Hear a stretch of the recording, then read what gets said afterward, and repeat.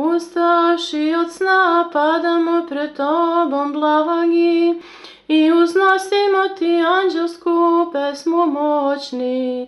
Sveci, svet, svet, Bože pomiluj nas Bogorodicom. Slava Otcu i Sinu i Svetome Duhu, iz postelje i sna podigasi me, Gospode, umoj prosveti srce i usne moje otvori da Te slavim, Sveta Trojice.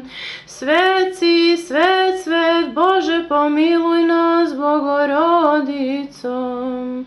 I sada i uvek i u vjekove vjekova, amin.